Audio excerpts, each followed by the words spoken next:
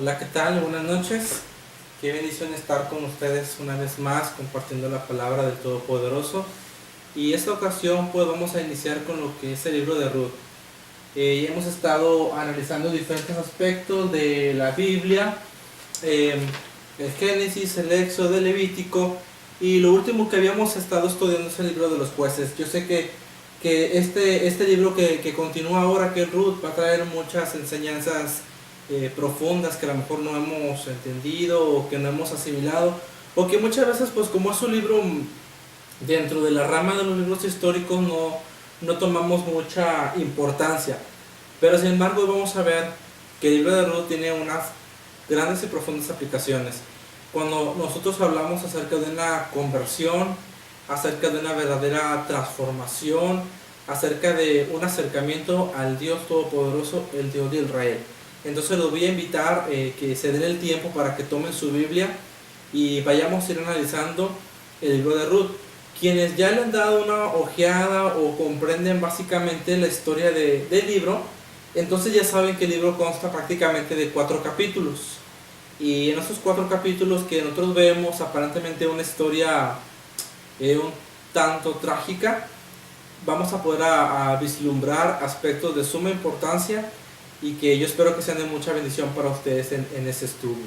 Bueno, vamos a estar iniciando principalmente, creo que ustedes no sé si alcanzan a ver ahí el puntero sobre la pantalla. Vamos a hablar acerca de la remembranza del libro de Ruth. La historia de Ruth nos ofrece lo que es un rápido paseo por el mundo del Tanakh y las costumbres del pueblo hebreo en esa época. Ya aprendimos nosotros en nuestros diferentes estudios lo que significa Tanakh, que no es más que un acróstico de los términos Torah, Nahavim y Ketuvim, que quiere decir lo que conocemos como el Pentateuco, los profetas y los escritos. Entonces hablamos de Tanakh, hablamos de lo que comúnmente en los círculos cristianos se le conoce como el Antiguo Testamento. Entonces en Ruth vamos a hablar de unos aspectos del mundo del Antiguo Testamento o de los aspectos del Tanakh y de las costumbres del pueblo hebreo en esa época. Es muy importante que nosotros estudiemos lo que son los aspectos hebraicos, porque esto nos ayuda a nosotros a entender un poquito más el contexto, lo que nos quiere decir realmente el libro. Muchas veces leemos un mundo de frases que las malinterpretamos, no las asimilamos o simplemente no las comprendemos porque están fuera de un contexto muy difícil al nuestro. Es en una época completamente distinta a la nuestra, un idioma completamente diferente y nos separan tanto tiempo como milenios, más de 2000 años aproximadamente nos separan a nosotros del libro de Ruth, nos separan aproximadamente 3000 años de edad. ¿Sí? Una época completamente distinta. Entonces ustedes van a ver aquí diferentes usanzas y costumbres que quizás ya no son tan prácticas en el día de ahora, pero que en aquellos tiempos tenían un valor importante. Entonces, para el creyente de la actualidad, el libro de Ruth lo que hace es presentar una valiosa enseñanza respecto del impacto que tiene un testimonio de vida fiel en las personas que aún no han conocido al Eterno, al Todopoderoso, y nos llama a nosotros a ser fieles aún en las dificultades. Vamos a ver más adelante por qué se le considera la importancia de ser fiel aún en las dificultades. Este libro también nos va a presentar cómo la poderosa mano de nuestro Dios interviene en la vida de todos sus hijos, aun cuando no nos percatemos de ello. En este caso, la acción divina aseguró la preservación del linaje de David, que es también el linaje del Mashiach o del Mesías. Bien, aquí vamos a ver también en el libro de Ruth cómo Dios está interviniendo constantemente en nuestras vidas, aunque muchas veces no nos percatamos de ello. Y lo vamos a ver básicamente en el personaje de Naomi o Noemí, como comúnmente lo traducimos. ¿Por qué? Porque Noemí tenía una perspectiva de que le fuera bien en los campos de Moab, pero sin embargo ocurre una tragedia familiar grande, pierde toda su familia, pero sin embargo en medio de la tragedia, aparentemente que le ocurre a ella, hay un propósito de parte del Todopoderoso para ella y para su descendencia. Bueno, no me voy a adelantar más, pero vamos a continuar. Vamos a hablar acerca de la autoría. ¿Quién escribió el libro de Ruth? Nos hacemos la pregunta. No lo pudo haber escrito la misma Ruth. El libro de Ruth no especifica ni en su inicio, ni en su intermedio, ni en su final quién es realmente el escritor. Pero lo que por tradición, ya saben que a veces la tradición es muy meticulosa, muy fuerte, dice que prácticamente el libro de Ruth fue escrito por el profeta Samuel. Y el tiempo de su escritura tampoco es exacto, porque siempre en cuanto el periodo exacto en el cual se escribe un libro, siempre debemos de aprender que son años aproximados. Difícilmente vamos a encontrar la exactitud del año en el cual un libro de la Biblia fue escrito. Entonces el libro de Ruth se considera una postura más prevaleciente entre el año 1011 y el 931 antes de la era común o antes de la era cristiana. Prácticamente Ruth se inicia en un país lejos, no es en Israel, en Moab, una región que está al noroeste del Mar Muerto, pero después se transporta la historia a Belén en un retorno. Este relato verídico tiene lugar durante los tristes días del fracaso y la rebelión de los israelitas, que también se le conoce como el periodo de los jueces. Para quien no ha visto el estudio, le recomiendo que vaya ahí a mi canal de YouTube, saluas.com de YouTube, y ahí van a encontrar un estudio acerca del libro de los jueces, para que podamos ir entendiendo la secuencia de nuestro estudio, del análisis que vamos haciendo.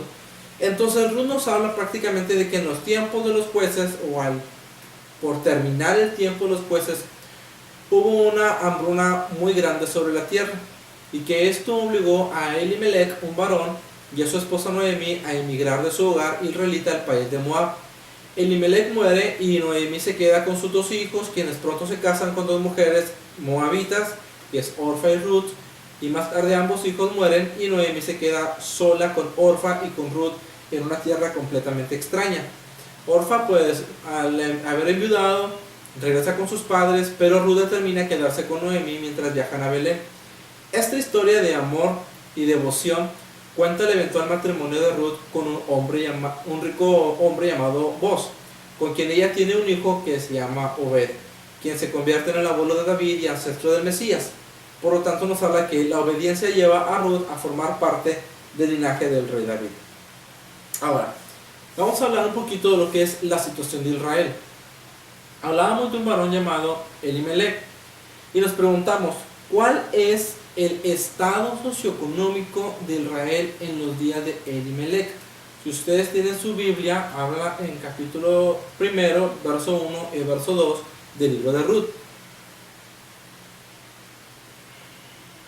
A simple vista, nosotros podríamos leer que como sobrevino una hambruna muy grande en esos tiempos a Israel y a nivel general, bueno, no a nivel general porque había prosperidad en otros países como en los lugares de Moab, cualquiera podría creer que Elimelech era una persona pobre, necesitada económicamente, y que se fue a la región de Moab pues en busca de nuevas expectativas y en busca de un ingreso económico mucho mejor. Pero para eso le voy a dar ahorita lectura a un Midrash, que es un comentario, un dicho acerca del Rabí Abigeler. Y fíjense muy bien lo que dice esto. Me gustó mucho esta interpretación, que no va muy de acuerdo con el pensamiento cristiano, porque siempre el pensamiento cristiano, bueno, al menos yo no sé ustedes, en sus iglesias, en sus países, los que ven esto en Argentina, en España, no sé, en Panamá, otros países, quizás han aprendido de que Elimelech era pobre y tuvo que llevarse a Noemí y sus dos hijos para poder sobrevivir. Pero sin embargo hay una interpretación totalmente opuesta que dice así. Es como un relato, dice: no entiendo cómo un hombre de su reputación pudo irse de esta forma. Toma a su esposa y sus dos hijos, liquida sus posesiones y se escapa. Y justo en el momento en que estamos en medio de una terrible escasez, declara Rubén. Su amigo Simón trató de darle a Elimelech el beneficio de la duda. Todos sabemos que Elimelech es un erudito de la Torá, así como también un generoso filántropo. En las cenas anuales de recaudación para todas las causas dignas, él siempre prometía donaciones sustanciosas.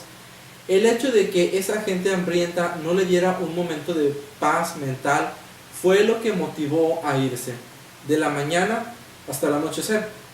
En su casa y en la yeshiva le rogaban por su ayuda hasta que ya no pudo más. ¿puede usted realmente culparlo? Pero las familias están hambrientas, respondió Rubén. ¿Qué otros recursos tienen más que suplicar a sus hermanos que están en mejores condiciones? Simón contestó, la halajá establece que un mandamiento puede ser realizado por otros. El hecho de que pueda ser realizado por otros no lo absuelve a uno mismo de la obligación de seguir estudiando la escritura. Elimelech quería estudiar la escritura sin ser molestado, sin mirar la necesidad de otros. Dice, por eso se escapó a los campos de Moab, lejos de las malas influencias de las grandes ciudades, y dejó la mitzvah, o sea, el mandamiento de la caridad a otros, que el Todopoderoso lo perdone. Lo que esta interpretación está dando acerca del inicio del libro es que Elimelech es un hombre realmente millonario, un hombre hacendado, un hombre con tierras, con posesiones, y que Elimelech y su esposa Noemí eran hombres muy caritativos, muy altruistas, que colaboraban constantemente para beneficiar a quien más necesitaba una ayuda. Pero que sin embargo Elimelech quería estudiar la Torah, estudiar la escritura sin verse envuelto en la crisis, en el problema, y por lo tanto fue al campo de Moab no como una necesidad económica o como una necesidad alimenticia, sino como una necesidad de escapar lo que estaba experimentando Israel, la necesidad, olvidándose de sus hermanos que lo necesitaban a él como una persona adinerada, y se fue a los campos de Moab como tratando de buscar un poco de paz interior. Esto lo podemos ver repetidas veces en el mundo actual en muchas personas que sin embargo no pueden servir al Todopoderoso si las cosas no marchan bien en sus vidas. Eso es deprimente y es triste, porque hay gente que dice, si yo no tengo lo necesario en mi casa, si yo no tengo pan, si yo no tengo leche, si yo no tengo alimento, entonces no tiene sentido servir a Dios.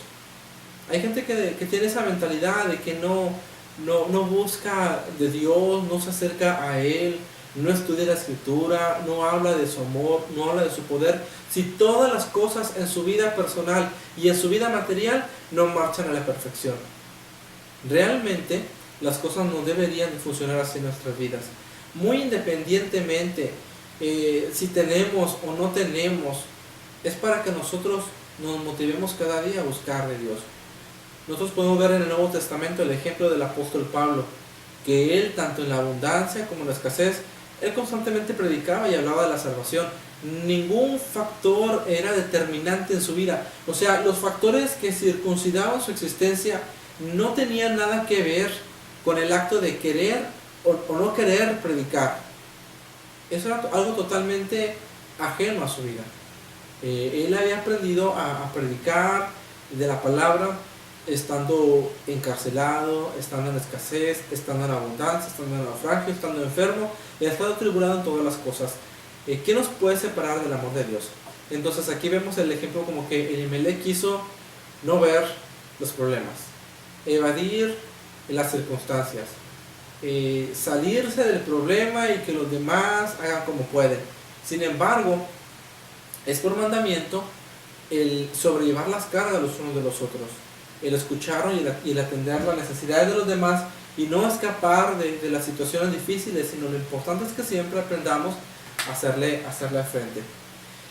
Este libro de Ruth es leído principalmente en la fiesta del Pentecostés, que también se le conoce originalmente como la fiesta de Shavuot. El libro relata la historia de una notable mujer gentil que se unió al pueblo hebreo y se convirtió en antepasado del rey David. Otra conexión que podemos ver en la historia de Ruth y la ceremonia, la festividad del Pentecostés, que este año va a caer este 2014 va a caer el 8 de junio, domingo 8 de junio de 2014, y la fiesta del Pentecostés. Bueno, lo que podemos relacionar nosotros entre el libro de Ruth y la fiesta del Pentecostés es la aceptación de la escritura, o la aceptación de la instrucción, o aceptación de la Torah, en todos sus detalles. ¿Por qué? Porque Ruth hace una declaración tan elocuente, proclama una declaración tan específica, que es exigida a todo aquel que se convierte al Dios Todopoderoso. Una de las expresiones que Ruth hace es: tu tierra será mi tierra y tu Dios será mi Dios. Entonces, estas palabras han sido consideradas como una expresión máxima de una total y plena conversión. El día que Ruth se atrevió a declarar estas palabras, se entiende como una conversión. El dejar a un lado una nación pagana, una nación idólatra, una nación sumergida en costumbres y tradiciones contracorriente, en contra del Dios de Israel, y convertirse por completo al Dios verdadero. En la fiesta de Pentecostés revivimos el evento en el Sinaí, en el cual el pueblo de Dios en su totalidad aceptó la escritura. Entonces nosotros vemos la persona Ruth aceptando por completo la palabra del Todopoderoso. Eso nos trae a nosotros un recuerdo en que Dios nos entregó sus leyes, sus estatutos, y que nosotros respondimos amén a lo que el Señor nos entregó, lo cual es su Torah. Como había dicho, este libro cuenta con 4 capítulos, entonces no vamos a mirar grandes temas así extensos. Vamos a tratar de hacer el estudio un poquito más sistemático, más resumido y más simple de entender, porque es un libro sencillo, pero también con grandes aspectos importantes. Así que vamos a entrar a lo que es en el capítulo número 1. En Ruth 1:1 dice: y esto fue en los días de las declaraciones de los jueces. El simple significado de esto es cuando los jueces juzgaron. Sin embargo, los estudiosos del tema interpretan este pasaje como el pueblo juzgó a sus jueces. Es decir, el pueblo estaba molesto por lo que había acontecido durante el tiempo de los jueces. Durante los 300 y tantos años de los jueces en Israel, antes del reino de los reyes o del periodo de los reyes, fue único en la historia de la humanidad. ¿Por qué? Porque en los días de los jueces de Israel, un juez era designado por consentimiento popular. No era elegido como ahora se hace de manera democrática. El juez en curso decía sobre asuntos privados y asuntos públicos, así como también establecía políticas nacionales. Sin embargo, la historia de Ruth ocurre durante un periodo donde ya no habían prácticamente jueces, cuando no existían autoridades, cuando la gente pobre amenazaba con vaciar a los ricos y no había quien lo impidiera. Eso también pudo haber causado que Elimelech se aterrara y dejase Israel. Tomando en cuenta la interpretación que acabamos de dar, que Elimelech era un hombre rico, pues posiblemente ante la amenaza que los pobres intentaban sabotear o hacerse de alimento de lo que poseían los ricos, posiblemente esto haya sido una opción por la cual Elimelech decidió abandonar Belén y decidió irse rumbo a los campos de Moab, con el propósito de que no lo molestaran y que nadie atentara contra su familia. Ahora, dice la escritura: hubo escasez en la tierra, y un hombre dejó Belén de Judea para residir en los campos de Moab, él y su esposa y sus 2 hijos. Principalmente aquí lo que podemos analizar, vamos a detenernos, es que el ideólogo o la concepción principal de la idea de abandonar su tierra no fue de Noemí ni de sus hijos, fue del varón, fue de Elimelech.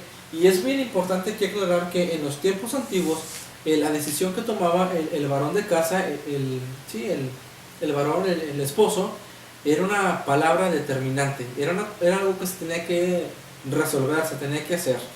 Era muy mal visto en los tiempos bíblicos, en los tiempos de antes, que la mujer y los hijos contradijeran completamente la voluntad de los padres. Y ustedes lo pueden ver claramente también. Lo vamos a ver en el libro de Ruth, cuando la reina Vasti se rebela contra las disposiciones del rey Asuero, y lo que le cuesta es prácticamente la corona. Es destituida y degradada de su posición. Entonces aquí lo que podemos ver es que la idea de irse de Belén rumbo a los campos de Moab es una decisión que toma Elimelech, y por decisión y por consecuencia su esposa obedece. Su nombre era Elimelech, era un varón de la aristocracia de la familia de Judá. El nombre de su esposa era Noemí. Noemí significa en el hebreo la agradable, bien conocida por ser una persona de proyectos caritativos.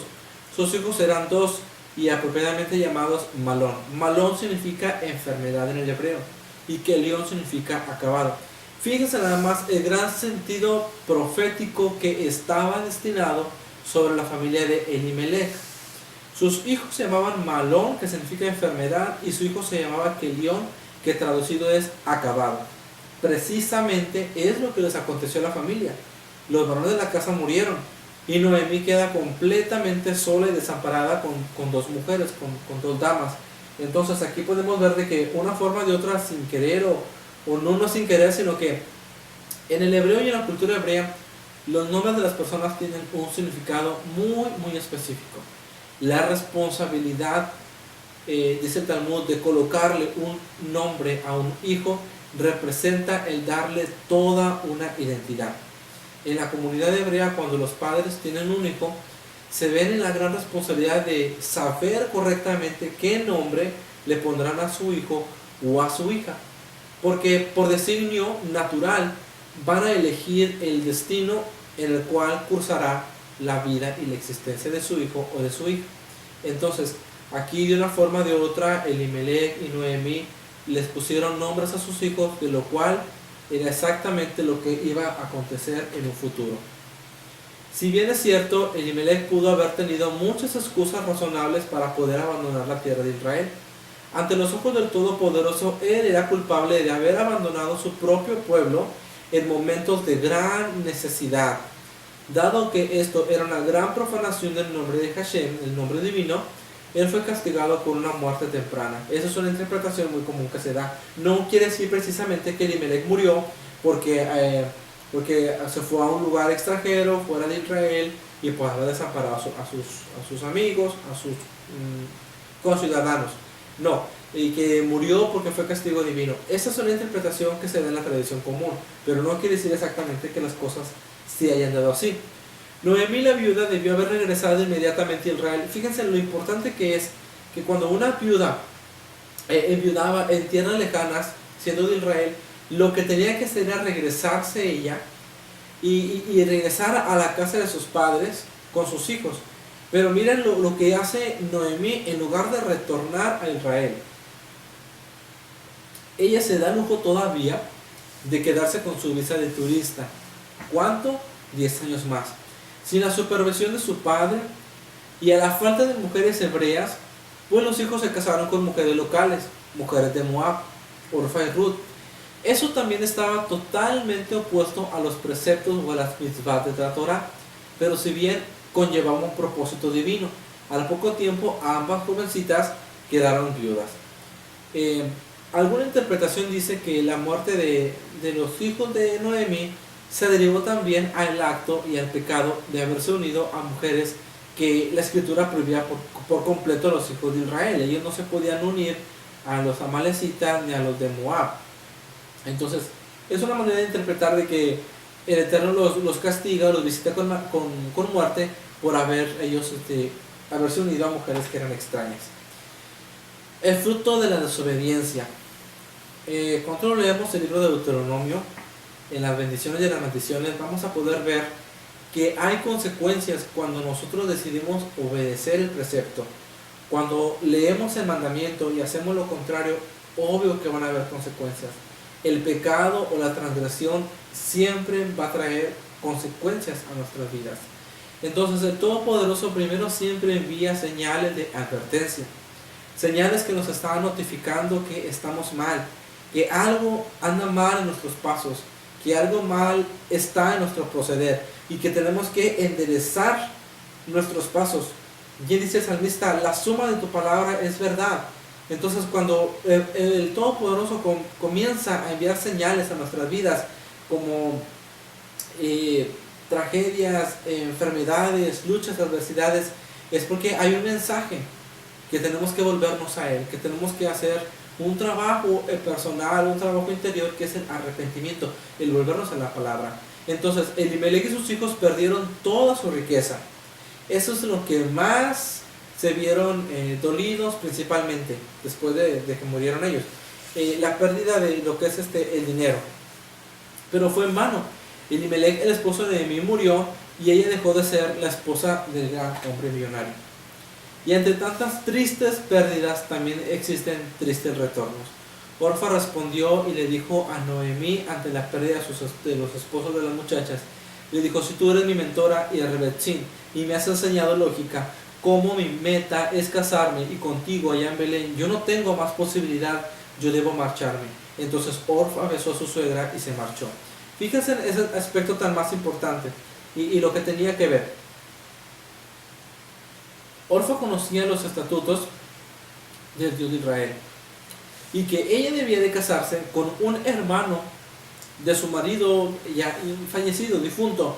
Entonces, Orfa estaba consciente de que su suegra Noemí era una mujer grande. De hecho Noemí les dice: hijas mías, cada una devuélvanse a su camino y vuelvan a sus padres, porque acaso tengo yo más hijos en el vientre que les pueda dar. Y de ser así, que yo esta noche, dice Noemí, estuviese con varón, ustedes esperarían a que mi nuevo fruto creciera para casarse con él, o no, para nada. Y comienza un discurso de despedida de parte de Noemí, y las tres comienzan a llorar en su amargura. Y Orfa le dice: si tú eres mi mentora, la persona a la cual yo he puesto mi mirada para que seas un ejemplo, y si tú eres mi rebetzin. ¿Qué es un rebetzin? Bueno, rebetzin viene siendo lo que hoy conocemos como la esposa del rabí, una mujer sabia. O rebetzin también se entiende como una maestra de Torah, pero entre mujeres, una maestra que está capacitada para enseñar a otras mujeres. Dice: si tú me has enseñado con sabiduría de la Torah y has sido mi mentora en consejos y me has enseñado lo que es la lógica y la razón, estoy consciente de que al irme contigo a Belén, yo no tengo expectativa y yo no tengo esperanza de poderme emparentar a alguien de tu familia. No tengo más posibilidad. Entonces, con toda tristeza y aflicción, Orfa le da un beso a Noemí y se retira. Entonces, y luego posteriormente nosotros vemos todo lo contrario en Ruth. Ruth, sin embargo, se aferró a Noemí y le dijo: ¿cómo puedo siquiera considerar dejarte? ¿Qué diferencia existe si me caso allá o si no me llego a casar? Lo que yo quiero es ir donde tú estás. En el verso 16 del capítulo 1 dice: no me ruegues que te deje y que me aparte de ti, porque donde quiera que tú fueres, iré yo, y donde quiera que tú vivieres, viviré yo. Tu pueblo será mi pueblo y tu Dios será mi Dios. En la enseñanza de Orfa y Ruth podemos encontrar dos ejemplos totalmente maravillosos. En Orfa podemos mirar a una persona que desiste de ir en pos de la Torah, de ir en pos de la palabra, que desiste de ir en pos de la verdad, que no está arriesgándose a una aventura nueva, que no está arriesgándose a ir más allá de lo que sus ojos ven, de lo que sus ojos contemplan. Entonces el temor de ir a un mundo desconocido como Israel, un pueblo santo, se da la vuelta, se marcha, besa a la persona y se retira y se vuelve a sus dioses. Se va tras sus dioses, tras sus costumbres paganas, tras Moab, que era una región, un país sumergido en la idolatría. Pero no miramos una persona que tiene expectativas completamente diferentes. Alguien que decide a dar un paso de fe. Quizás sí, entrar a un mundo completamente desconocido, entrar a lo que no entendía en ese momento, pero que sabía perfectamente Ruth que la decisión que ella estaba tomando era la mejor decisión, y que ella estaba tomando la buena porción, la porción que Orfa había desechado en su tristeza y en su dolor. Ruth la había tomado con sabiduría, había decidido ir al lugar correcto, donde estaba exactamente la redención para su alma, la redención para su vida y sobre todo la redención de su honra como mujer, como una de las viudas de los hijos de Israel. Y su declaración es tan definitiva que dice: iré contigo, donde quiera que vivieres, moriré. De hecho, llega a decir a Noemí: y donde quiera que tú murieses, ahí también yo quiero estar. Tu pueblo va a ser mi pueblo. ¿Quién puede atreverse en estos tiempos a abandonar su cultura, sus tradiciones, sus costumbres, su familia, su esencia, su pasado, su todo, por ir a un lugar completamente extraño, completamente diferente? Eso significa una conversión. Eso significa dejar por completo atrás todo.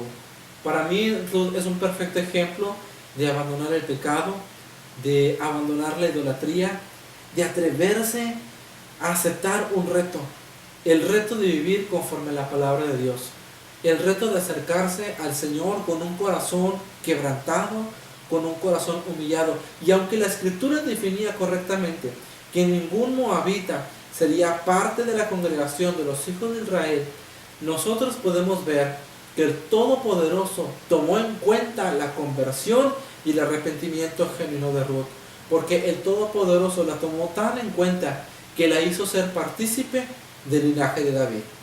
¿Y de dónde viene el linaje de David? Pues de ahí mismo viene nuestro amado Redentor, nuestro Mesías, Jesucristo. Vamos a continuar. Entonces estuvieron pues ellas dos, Noemí y Ruth, y llegaron hasta Belén. Y aconteció que habiendo entrado, toda la ciudad se conmovió por causa de ellas. Y decían, ¿no es esta Noemí? Versículo 19 del capítulo 1. ¿No es esta Noemí? Fíjense en la pregunta. Hay un comentario en la tradición rabínica que dice lo siguiente. Que la tarde en la cual Noemí y Ruth ingresaron en Belén, exactamente esa tarde Booz había sepultado a su esposa y había quedado completamente viudo. Entonces el cementerio siempre se encontraba de la puerta hacia afuera de la ciudad. Entonces cuando una persona era sepultada, pues nadie debía de pasar cerca de donde estaba el cementerio, como una manera de referencia, una manera de respeto. Entonces ver que de repente llega Noemí y llega con Ruth, es algo sorprendente, como diciendo, ve, o sea, en qué condiciones se encuentra ahora Noemí y en qué condiciones llega, porque ellos estaban acostumbrados a ver a Noemí, la mujer adinerada, la mujer rica, la mujer elegante, la mujer con un semblante firme, pero sin embargo la ven llegar cansada, frustrada, derrotada, yéndose con las manos llenas de riqueza y regresando con las manos completamente vacías. ¿A cuántas personas no les ha ocurrido eso? Que después de disfrutar de las grandes riquezas espirituales, el gran conocimiento de la palabra de Dios, se van al mundo y gastan todo cuanto recibieron, todo cuanto fueron, cuanto retuvieron, y llega un momento en el cual el pecado pesa tanto, la transgresión a la palabra pesa tanto, y la persona vuelve. ¿Y cómo vuelve? Cansada espiritualmente, fatigada, dolida, frustrada. ¿No les parece esto de Noemí, que lo estoy comentando, algo familiar? ¿En qué otra parte de la Biblia encontramos un personaje que también decidió irse lejos, se fue con las manos completamente llenas de riquezas, fue, probó, gozó, disfrutó, malgastó, y allá en su lejanía reconoció su estado, reconoció su rebelión, el haberse apartado de su padre, y vuelve con las manos vacías? El hijo pródigo, exactamente.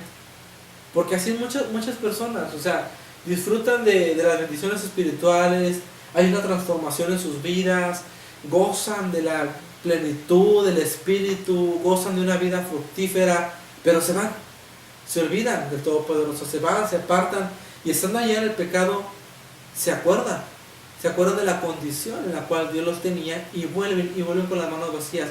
Y a pesar que desgastan toda su existencia, lo importante es que se acuerdan y que regresan a Dios. Y entonces cuando Noemí regresa a Belén y dice a la gente, ¿no es esta Noemí?, ella contesta de una manera drástica, de una manera en la cual ella humilla su corazón, humilla su existencia y dice, ya no me llamen más Noemí, la agradable, no me llamen así, sino que llámenme Mara, que en hebreo significa la que está en amargura, porque Dios me ha castigado. Imagínense estas palabras que Noemí estaba pronunciando delante de Ruth. ¿Qué era Noemí para Ruth? Noemí para Ruth era su mentora, su ejemplo, su esencia, su maestra, su rebetzín. Y sin embargo Ruth se sintió bastante incómoda al oír una confesión pública de los labios de su propia mentora. No me llamen más Noemí, dígame Mara, porque estoy amarga de alma y de corazón, porque me he ido con las manos totalmente llenas y he vuelto con las manos completamente vacías. El Dios Todopoderoso Yahweh, Dios de Israel, me ha castigado y me ha azotado, estando yo en tierras lejanas. Como lo dije hace un momento, el olvidarnos de la palabra de Dios, el abandonar el precepto, claro que va a traer consecuencias, pero es hermoso y es precioso cuando nosotros reconocemos la condición en la que estamos y nos volvemos por completo a Dios. Es maravilloso cuando decimos, ¿qué estoy haciendo de mi vida? Y más cuando somos jóvenes, porque cuando somos jóvenes, queremos comernos el mundo a mordidas, hacer aquí y hacer allá, disfrutar como si gobernáramos y mandáramos. Un momento, ¿qué estamos haciendo de nuestra existencia? Entonces nos acordamos y decimos, mi vida tiene que tomar un buen rumbo. Acuérdate, joven, de tu Creador en los días de tu juventud. Y tome placer tu corazón, y anda lo que tú quieras en la vista de tus ojos, pero razona y comprende que sobre todas las cosas que tú haces ahora, te juzgará el Todopoderoso. Exactamente eso era lo que Noemí había entendido. Que sobre todas las cosas que ella había vivido, experimentado, y toda la desobediencia de su esposo Elimelech, y ella también había procedido con sus hijos, había traído solamente una consecuencia, que es la muerte. ¿Y qué dice la Escritura? Que la paga del pecado es la muerte. La rebelión, ¿qué es el pecado? Según 1 Juan 3:4, dice: porque el pecado es la transgresión de la ley, el transgredir la palabra de Dios, el transgredir los mandamientos. El haber transgredido el mandamiento de Dios de permanecer en Israel y haber seguido las lejanías de Moab, solamente le trajo a la familia Noemí muerte. Y ella sola había quedado para dar testimonio de lo que había acontecido lejos de su casa, lejos de su patria, lejos de su gente, en un lugar que no era su casa, en una tierra que no era su tierra. Y cuando ella regresa expresa: no me llamen más Noemí, díganme Mara, porque el Todopoderoso me ha azotado. ¿Por qué estaba la ciudad entera observando su entrada? ¿Acaso todos esperaban que Noemí regresara? ¿O cómo tuvieron la falta de sensibilidad para avergonzar a una pobre viuda en público diciendo: ¿es ella Noemí? ¿No les parece como medio sarcástica la pregunta? ¿No les parece como medio burlona la pregunta? Ellos recordaban a una Noemí joven, radiante, elegante, atractiva, adinerada, siempre altruista, ayudando a los demás, y de pronto se les confronta enfrente de ellos una mujer anciana, viuda, doliente, de edad, y quien extrañamente les parece como que familiar de la región, pero sin dinero, sin esposo, sin hijos, casi todo perdido, con una nuera encima y sin descendencia. Qué importante es en los tiempos bíblicos que hubiese descendencia. El que naciera descendencia significaba que el Eterno había tenido memoria del varón de la casa y le había dejado perdurar su nombre, perdurar su estirpe. Y el no tener familia era considerado como un azote o un castigo de parte de Dios. Y de golpe estos hombres que la ven ingresar dicen: ¿puede ser ella la misma Noemí? Claro que no, no era la misma Noemí. Era una Noemí completamente diferente. No era la misma Noemí la que se fue llena de posesiones y riquezas, a la misma que venía con las manos vacías, frustrada, cansada y encima con un gran dolor en su corazón y en su pecho. En el capítulo 2 nosotros podemos mirar aspectos tan importantes de lo que se desarrolla en una sociedad agrícola y en la distribución de granos para los pobres, para que podamos entonces entender por qué relacionamos el libro de Ruth con Shavuot o con Pentecostés, la fiesta de la cosecha, la fiesta de las semanas. Tenemos que entender un poco la relación que tiene con Levítico 19:9. En Israel existían 3 maneras para distribuir el grano para los pobres. Ruth se encontraba en una condición pobre, no tenía riquezas, venía de pasarla mal, venía de enterrar a su esposo, había pasado por una situación económica difícil. Entonces las maneras como ella se podía ayudar era a través de recoger grano o de recoger la espiga que iba quedando tras el camino de los segadores, de los trabajadores principales de los campos. Las 3 formas de poder distribuir el grano para los pobres eran la pea, el eket y el shijejá. La pea era la asignación de una esquina del campo para los pobres, lo cual podría ser dividida por ellos en forma igualitaria para que cualquiera pudiera tomar lo que quisiera. En Levítico 19:19 hay un precepto, un mandamiento que dice así, aplicado para los agricultores: no cegarás los bordes de tu campo. No debía de cegarse, levantarse cosecha de los bordes de los campos, porque la ley estipula de que esas orillas eran determinantemente exclusivas para los pobres, para las viudas y para los huérfanos y para los extranjeros que estuviesen de paso por Israel o habitando en Israel. Las orillas por completo de las parcelas se dejaban el grano o el fruto para que la gente necesitada viniese y comiese. Era un mandamiento de parte de Dios. El segundo sistema agrícola, el eket, decía: cuando los cosechadores cortarán los tallos de los granos, si uno de los tallos cae en la tierra, quedarán para los pobres. Es decir, si comenzaban los segadores, los trabajadores oficiales en Israel, a levantar las vainas o las espigas, y de repente se les caía una que otra, ya no debían levantarla. Tenía que permanecer en el suelo, porque eso ya por decreto divino pertenecía a los que venían atrás, los que venían en una expresión pepenando o levantando lo que iba quedando. Y la última forma se llamaba eshijeja. Eshijeja es la recolección de gavillas de grano.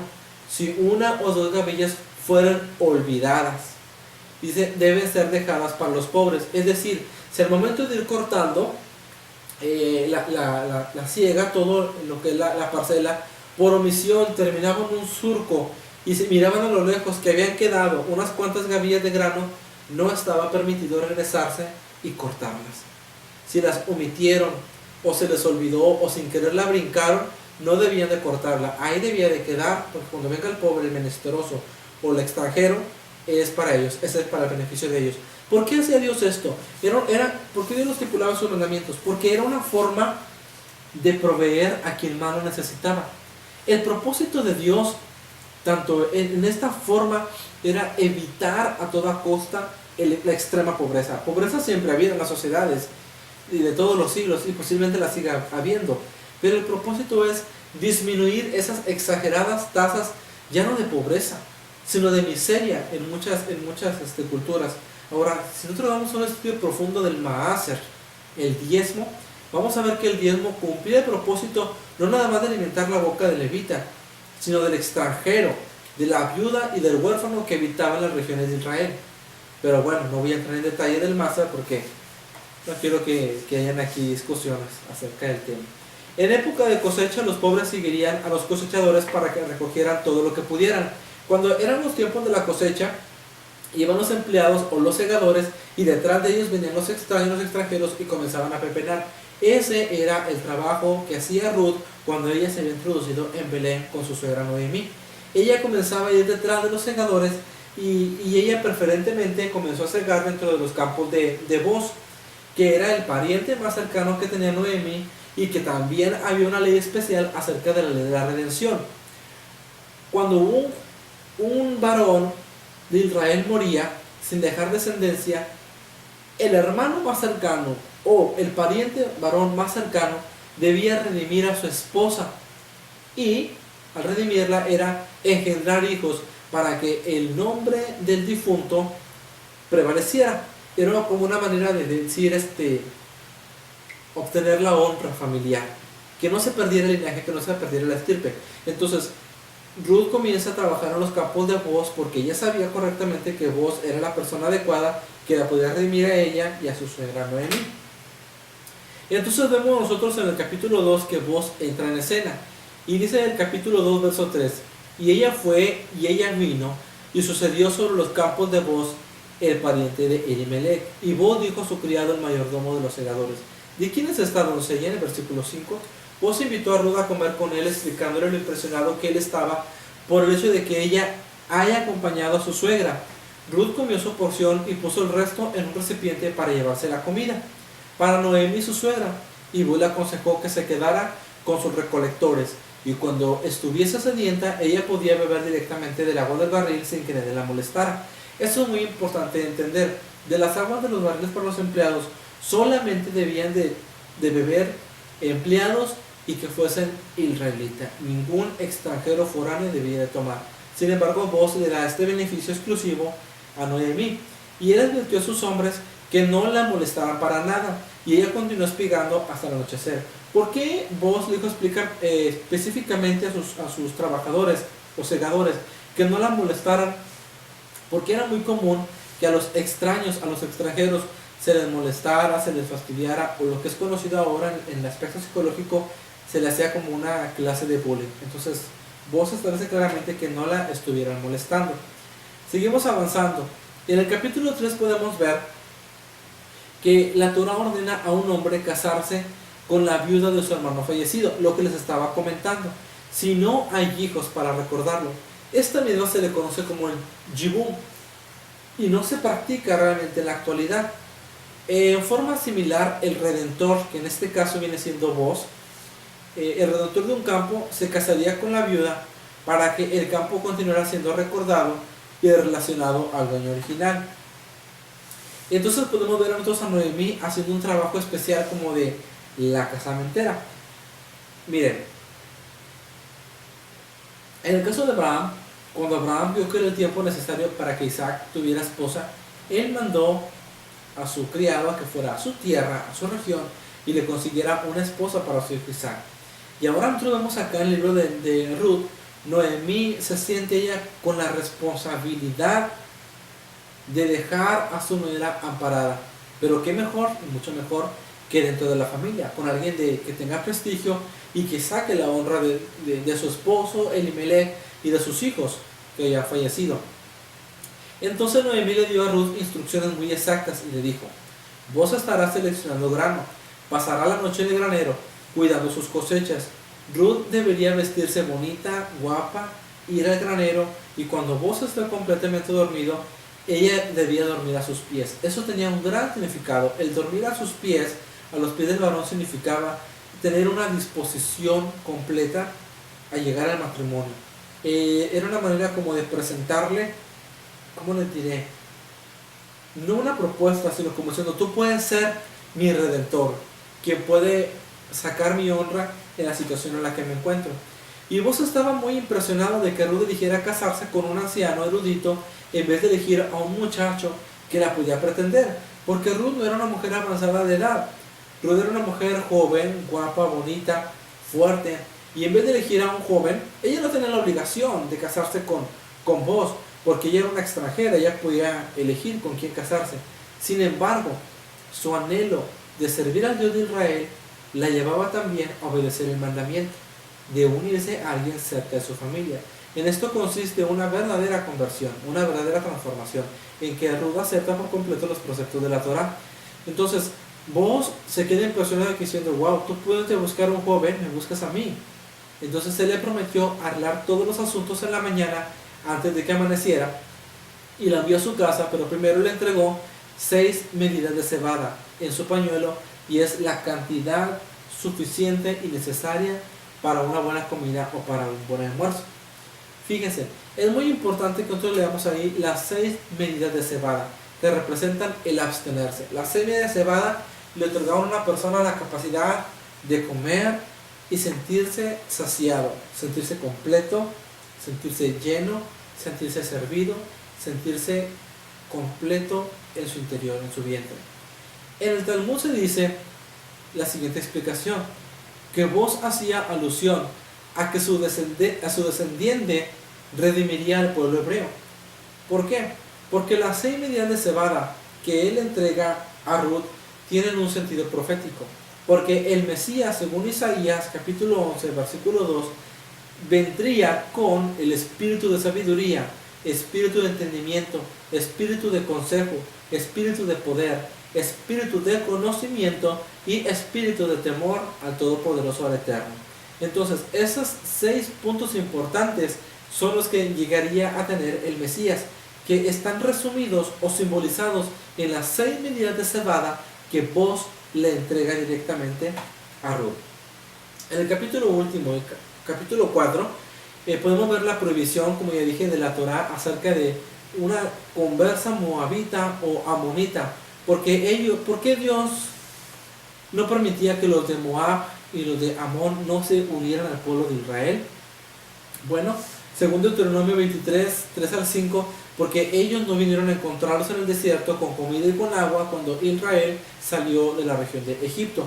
Por lo tanto, Dios no permitía que los de Moab y los de Amón se asemejaran y que se unieran o que se asimilaran dentro de la congregación de Israel. Hay una tradición oral que dice que del Sinaí se diferencia entre los varones que debieron haber traído el alimento y las mujeres que no eran culpables.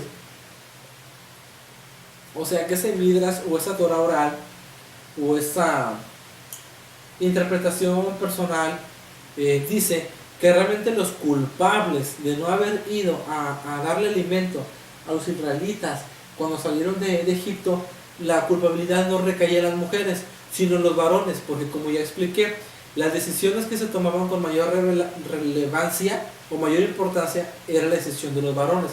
Entonces, obviamente que sería súper mal visto de que las mujeres de Amón y de Moab hubiesen ido a darle de comer a los israelitas sin el consentimiento de sus esposos.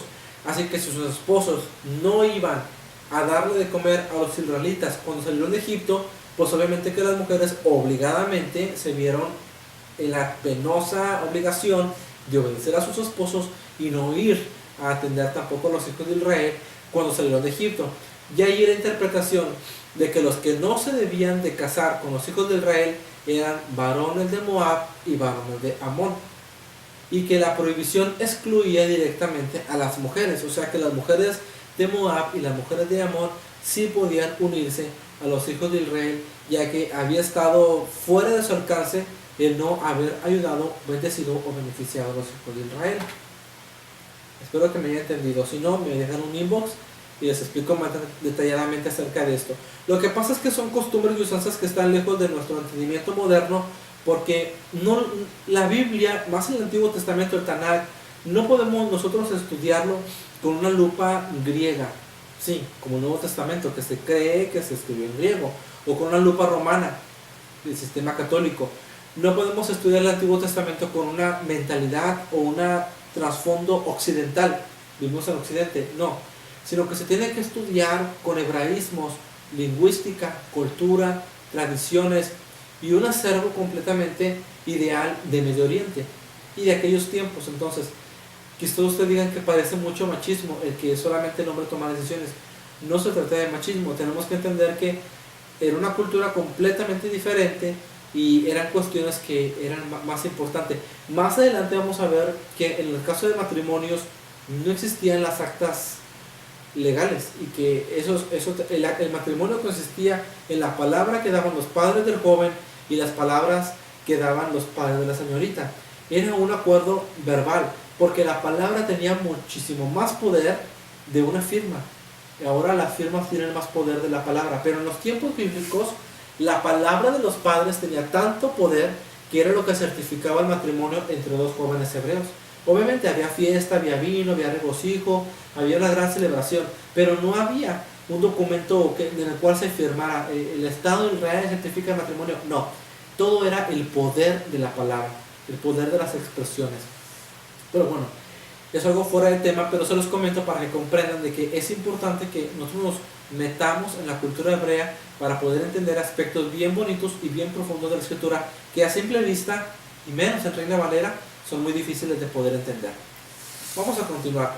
Boaz convoca a la corte, dice corteje, que me equivoqué, dice: a pesar de que Boaz era el sobrino de Elimelech, Elimelech aún tenía un hermano vivo que tenía el derecho de recobrar primero los campos y de quedarse con Ruth.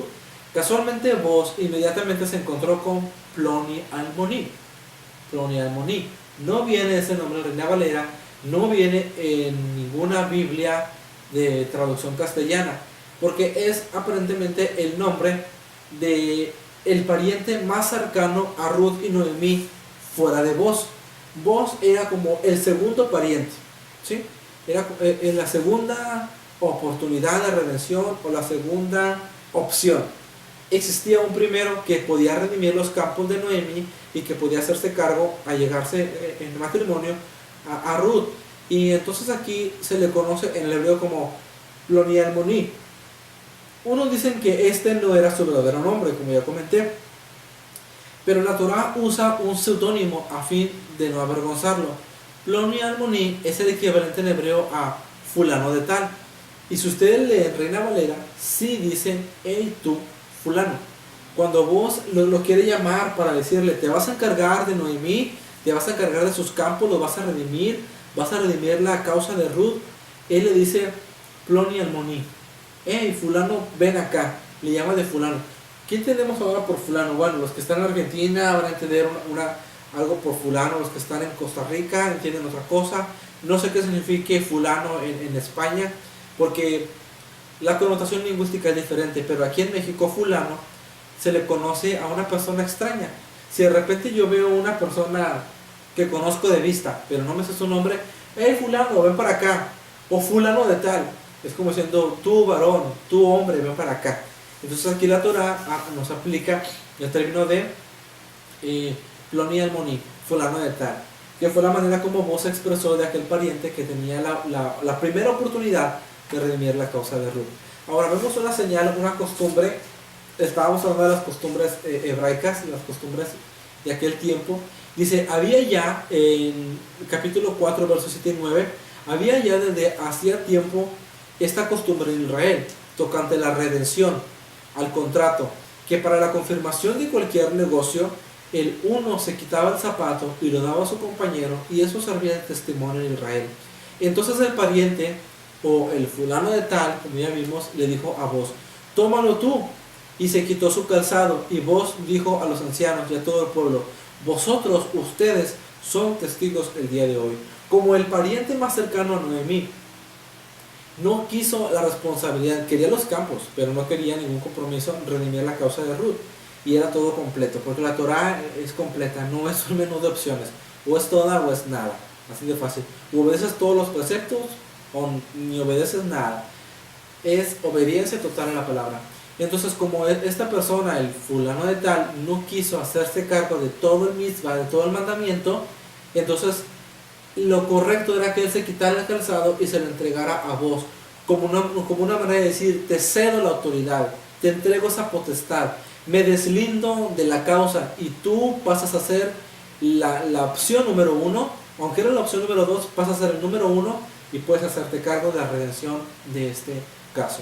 Y entonces Boaz toma el calzado, lo levanta en presencia de los ancianos, porque la Torah dice que en presencia de 2 o 3 testigos resuélvase todo tipo de caso. Boaz estaba cumpliendo los preceptos de la Torah al pie de la letra. Toma el calzado, lo levanta y en presencia de los testigos, de los ancianos de Israel, dice, ustedes son testigos de lo que está ocurriendo, de que ahora Boaz tenía todo el derecho de pasar directamente a redimir la causa de Noemí en cuanto a sus campos y a redimir la causa de Ruth en cuanto a su matrimonio. Y en base a eso, pues ya podemos leer entonces el resto del capítulo. Hubo una hermosa ceremonia, hubo boda. Y fíjense lo que dice aquí en el verso 13 y 17 del capítulo 4. Boaz pues tomó a Ruth, y ella fue su mujer, y se llegó a ella. Se llegó a ella quiere decir que estuvieron en intimidad. Y Yahweh le dio que concibiese y diese luz un hijo. Y le dieron nombre a las vecinas, diciendo, le ha nacido un hijo a Noemí. Realmente el hijo no era de Noemí, sino de Ruth. Pero sin embargo, como Noemí era no era la matriarca, sino que era la sobreviviente de la familia de Elimelech, en ausencia de Elimelech, ella tomaba como un rol de autoridad o de respeto, de renombre. Entonces el bebé que tenía Ruth se le adjudicaba directamente como simiente y descendencia de Noemí también. Y las vecinas le decían a Noemí, le ha nacido un hijo a Noemí, y lo llamaron por Obed. Obed es el padre de Isaí. Isaí es el padre de David. David el padre de Roboam. Y de Roboam una serie de 19 reyes, y posteriormente encontramos el linaje de Cristo. Vemos el linaje del Mesías que va avanzando.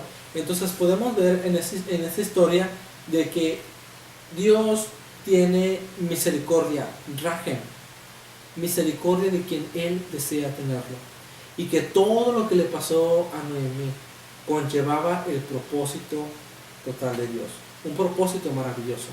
La tradición dice que la noche siguiente al matrimonio de Boaz y Ruth, Boaz murió, a manera de conclusión, y es un comentario ajeno a la Torah, pero es una interpretación algo lógica. Y muchos atribuyen que Boaz murió por el pecado de haberse casado con una moabita, algo prohibido aparentemente por la Torah. La verdad es que Boaz era un hombre grande, mayor de edad, y que Dios lo había preservado para que él pudiese ser el progenitor de la dinastía de David. Ruth, por su parte, vivió una vida larga e incluso fue testigo de la grandeza del rey David. Ella fue la personificación de la proclamación que los hijos de Israel hicieron en el Sinaí y que la renovamos cada año en el Shavuot, en el Pentecostés. Haremos y escucharemos. Escucharemos y pondremos en práctica. Éxodo 24:7. Primero debemos aceptar el mandamiento, la mitzvah de Dios con todo nuestro corazón, con toda nuestra fuerza, esforzarnos por completo para llevar a cabo la palabra. Y luego Después, tratar de entender y de buscar la manera de entender el precepto. Pero el mandamiento se escucha y se obedece, se pone en práctica directamente. El libro de Ruth nos habla acerca de tiempos de cosecha, tiempos de dificultad, tiempos de escasez. Cuando se siembra una tierra, a veces hay momentos de escasez de lluvia, pero en un momento oportuno el Todopoderoso trae la lluvia, viene la siega, viene el recogimiento y viene el regocijo. Después de la lucha y de la adversidad, viene el regocijo, viene la celebración. Estamos a escasos 18 o 17 días de celebrar la ceremonia de la fiesta del Pentecostés del Shavuot, y para mí el libro de Ruth es un gran ejemplo de lo que nosotros podemos hacer: regocijarnos en medio de nuestras tribulaciones, regocijarnos aunque aparentemente todo pinta mal, todo pinta rumbo a calamidad, todo pinta como rumbo que las cosas no van a funcionar bien. Realmente dice la Escritura que todo lo que nos ocurre a los hijos de Dios, los que fuimos llamados bajo el propósito divino, nos acontece para bien. Así que si tú estás pasando por un momento difícil como el de Noemí, en el que has perdido casa, bienes, familia, y te sientes desmoralizado, te sientes afligido, tienes que entender que si tú tienes tu esperanza en el Dios de Israel, en el Todopoderoso, en el Elohim de nuestra salvación, Él tiene una respuesta para tu vida. Él tiene algo preparado para ti. Solo tienes que esperar pacientemente y de Dios vendrá el resultado, de Dios vendrá la bendición. Los invito a que lean detenidamente en sus casas el libro de Ruth. Es completamente hermoso, es un gran mensaje. Yo anhelo que esta pequeña presentación les haya servido, y de todo corazón, aquí nos vemos la próxima ocasión estudiando el libro de Samuel. El Eterno les bendiga. Shalom.